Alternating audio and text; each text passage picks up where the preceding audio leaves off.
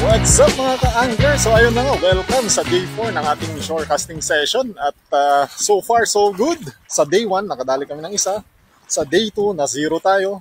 Sa day 3, ayun, nakadali ng 3. Alright, tapos isang napigtas yung huli ni Fishing Sergeant. At medyo good size yung nahuli natin sa day 4. Nakahuli tayo ng about 4 kilos, yung pinakamalaki. So ayun na nga, andito ulit kami. Stay tuned lang kayo dyan mga ka-angler at tignan na natin kung ano yung madadawi natin ngayon. Let's go! Naka-set up na ako. Siyempre gamit natin ngayon is popper pa rin. So yung buong setup ko nagamit sa fishing session na ito, ilalagay ko sa may description ng video. So doon nyo lang always na i-check, alright? It's either sa YouTube ko ipopost to or Facebook or both. So check nyo lang doon yung detailed setup.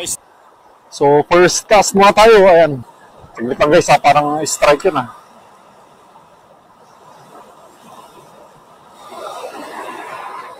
Fish on na. Woo! Fish on na.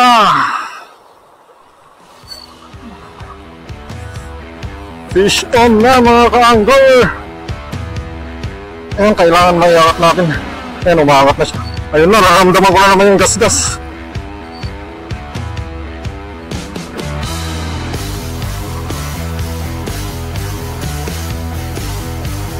Strike din siya, oh.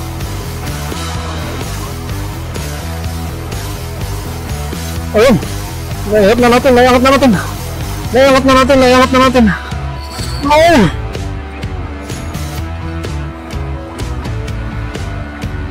Ayan. Yeah. Yes, sir!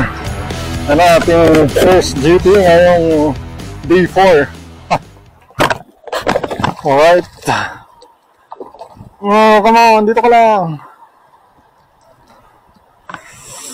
Ayan o, mga ano rin to, 2 kilo. Magagasgas pa yung ating line. Gagasgasin mo pa yung line natin.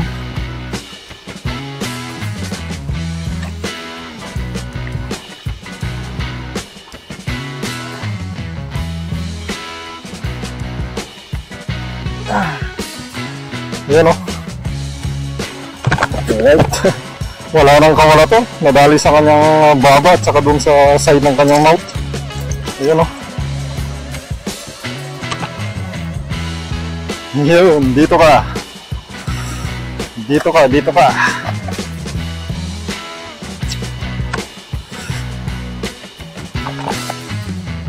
Ah, hoy. Sorry ka na lang.